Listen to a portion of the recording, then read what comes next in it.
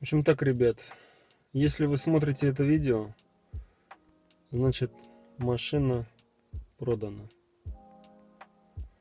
И я его опубликовал. И сейчас расскажу об этой машине. Это Subaru Outback с двигателем 3.0, 6 цилиндров, 2003 года. Расскажу всю правду о двухгодичной эксплуатации этой тачки. Пробег на машине 414 тысяч километров, уже овер 414 тысяч. Двигатель родной, он работает, шепчет. И как ни странно, в общем-то, вся электроника, которая в машине есть, она работает. То есть печки всевозможные, фары противотуманки, круиз-контроль, вот эта вот кнопка Power Hold зимой очень актуальна, тоже работает. Коробка здесь контракт, заменена примерно 100 тысяч километров назад, тоже очень плавненько работает, даже ручник держит. Значит, что бы хотелось о машине рассказать. Ну, понятно, что машина не новая, ей уже 16 лет, и есть у нее определенные уже минусы. Значит, 414 тысяч, естественно, сиденье, вот это вот поддержка боковая водителя, она вот в таком состоянии. Само сиденье водителя тоже оставляет желать лучшего. Ну, ребят, это 414 тысяч. Какая современная тачка хотя бы доездит до этого пробега, не говоря уже о том, чтобы в каком состоянии будет у нее сиденье.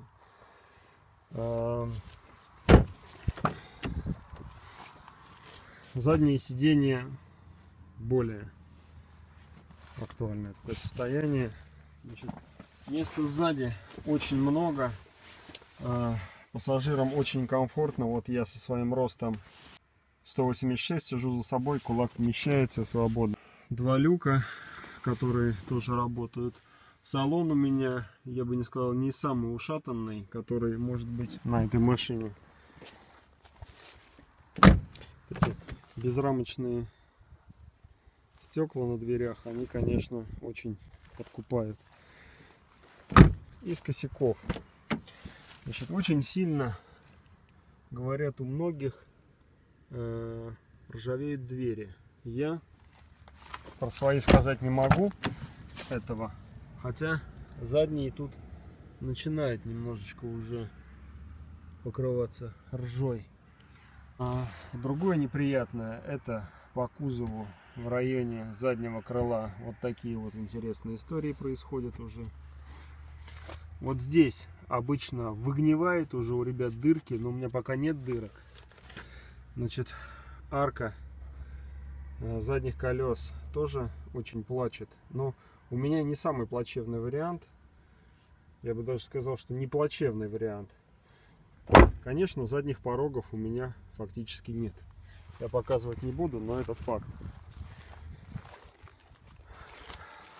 Правая задняя арка похуже, это видно. Порог там тоже. Значит, вот эта вот история тоже начинается вспучение краски. Есть немножко такой дефект. Ну и самое интересное, что вот эта вот средняя часть кузова, она как будто из чего-то другого сделана. И нет на ней особой ржавчины. Ржавчина внизу и вот вверху по крыше. Вот жук, вот жук. Вот тут тоже такая неприятная уже история пошла. В районе люка. Вот здесь, в районе рамка лобового. Как только купил, вот эта история была. Значит, и причем это вспучение краски. То есть это краска пучится. То есть металл тут еще живой. Я его обработал мовилью, и вот это вот пучение краски, оно идет своим ходом, но металл не ест. Скажу так, ржавчина мне не помешала эксплуатировать эту машину 2 года. Накатал я 70 тысяч на ней, ну примерно, может быть чуть больше даже. Ну вот видны эти жуки. И вложил я в эту машину сравнительно немного. То есть я не считаю там серьезными вложениями, замена патрубков, охладительной системы. То есть это ни о чем вообще. Замена масла, конечно, да, есть такое. Значит, еще у многих... Сейчас сфокусируется камера, что-то не хочет фокусироваться. Не хочет. У многих гниет крышка багажника вот в этом месте. У меня тут видны какие-то начальные признаки, но она очень живая. Значит, ну, видно, что бампер был тукнутый. У меня даже тут нет этого катафотика одного. И, видимо, цепляли крыло. Тут была шпакля и, соответственно, подцветает. Но без особого криминала. То есть живое. На удивление хорошие бампера. Они очень хорошо амортизируют, не трескаются. Это родные бампера, которым 16 лет уже. Спереди тоже был какой-то контакт. Видно, что тут при предыдущих хозяевах бампер заваривали, заливали. И он до сих пор ходячий, рабочий. Значит, капот есть, у меня основания полагать, что его меняли и чуть-чуть тут шпатлевали, потому что ну, тут видно то ли синяя краска, то ли грунтовка, непонятно что. Есть тут небольшое пучение, опять же, краски, но это все на езду, на эксплуатацию не влияет совершенно. То есть, если человеку нужна машина с хорошими потребительскими качествами, а именно она дико удобная, вот в ней едешь по трассе и ты как будто плывешь. Подвеска, у меня есть вторая Subaru Impreza, а подвеска Outback никак не сравнится с Impreza, но это вообще, то есть это корабль. Здесь настолько комфортно ехать на дальники, ну, не описать этого комфорта, кто на этой машине не катался хотя бы пару недель. Очень удобная тачка, очень комфортная. Ну и круиз-контроль, чего мне не хватает на Импрезе, здесь очень выручает. И все сделано очень добротно, все сделано, так сказать, с японской душой и с таким определенным педантизмом. Даже, я бы сказал, более чем. Причем все рассчитано на то, что эта машина будет служить достаточно долго. И радовать она будет достаточно долго. Если бы мне сейчас представился выбор купить за, там, предположим, за 600, за 700 тысяч, ну, какую-то современную машину, я даже не знаю, что можно предложить в таком классе. Либо взять вот такой Outback с консервацией, то есть 3-го года, но чтобы он был новый, без пробега, я бы взял вот эту машину. Потому что она очень классная, несмотря на свой дизайн уже устаревший. По потребительским качествам она впереди планеты всей. Двигатель шестерка 3-литровая, оппозитная. Значит, по двигателю, ну не знаю, никаких вопросов нет. Здесь цепь на ГРМе. И она, конечно, меняется, но меняется, мне кажется, 1-2 раза за историю вообще этого автомобиля.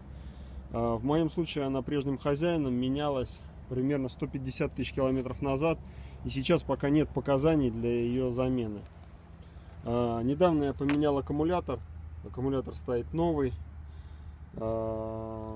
Если брать такую машину БУ, и вы не знаете, когда там сколько прошли патрубки радиатора, то скажу так, предел их службы 350 тысяч, потому что на пробеге 370-380 они могут начать по очереди выстреливать. Поэтому если взял такую тачку и не знаешь, когда менялись вот эти вот патрубки, причем там внизу еще их, наверное, штук 5 или 6, то лучше их заменить все в круг. И плюс еще заменить патрубки охладительной системы коробки передач.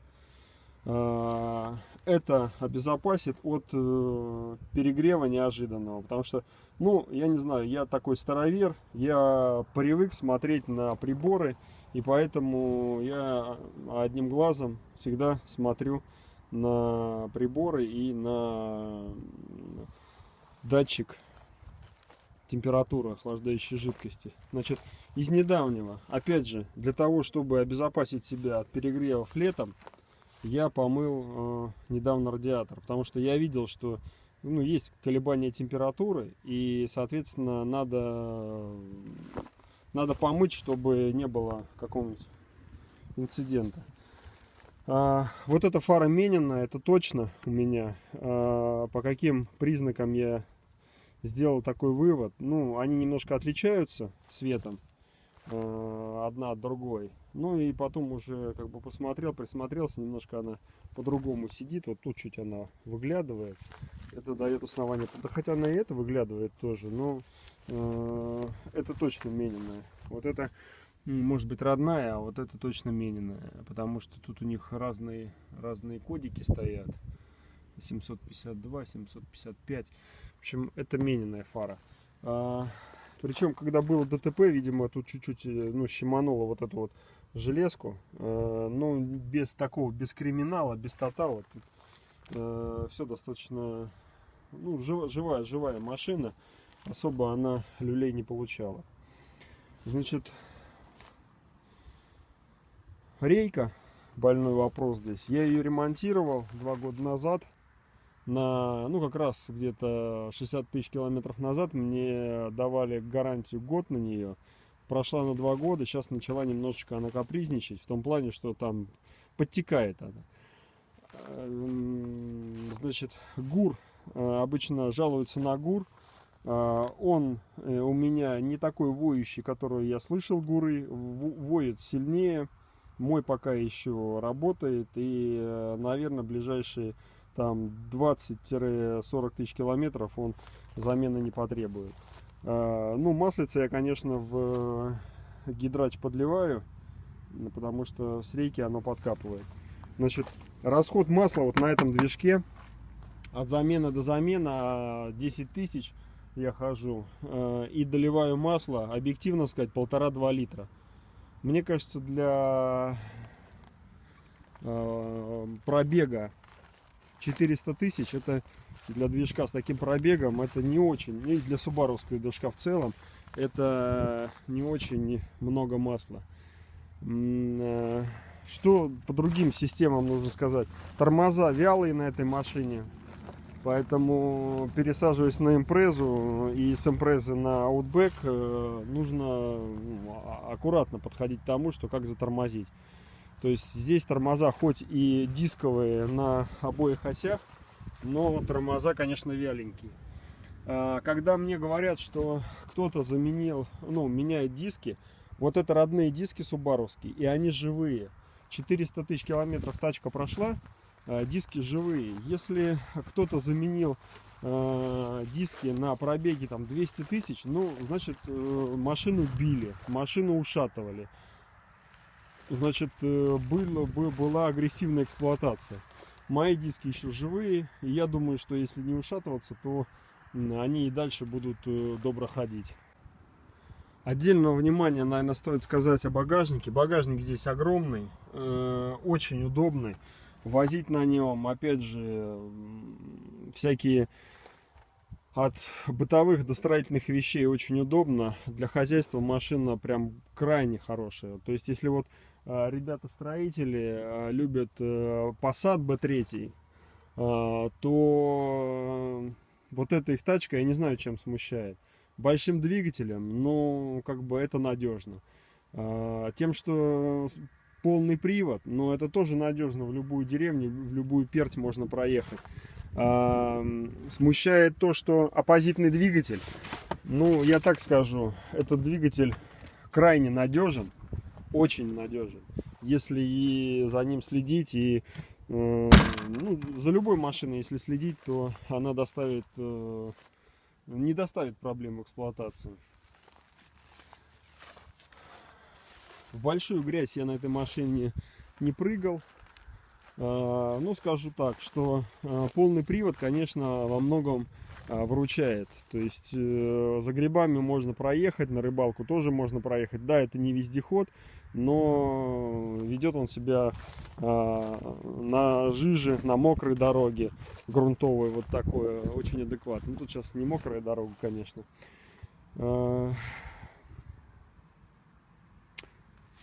Классная тачка.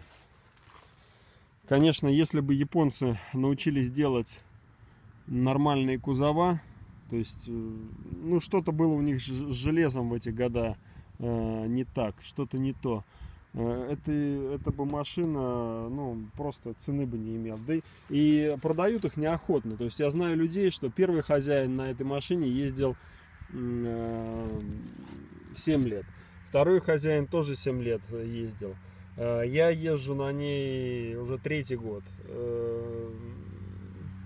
Ну, я машину меняю где-то раз в 2, раз в 1,5 года. Поэтому, наверное, уже пришло время. Потому что я много на машинах катаюсь. То есть есть люди, которые 10 тысяч километров в год откатывают. Я на 2 машинах за 2 года намотал почти 100 тысяч. На 2 машинах. Ну, то есть это как бы показатель того, что я много езжу. То есть раздели на 2, получится 50 тысяч за 2 года. То есть это 25 тысяч километров на каждой машине. Это прилично. Многие люди 25 тысяч не накатывают за 3-4 года. Рейлинги тоже тема очень полезная. Я на них возил и лестницы, и металл, и швеллера. Если все надежно, аккуратно крепить, то тоже незаменимая в хозяйстве вещь. Ну, на буксире я таскал. Здесь самое большое — это буханку. Ну, так, без фанатизма. Несколько километров тащил. Пришлось. Вот. Тюнинг у меня единственный на любой машине — это замена штатного звукового сигнала на волговский.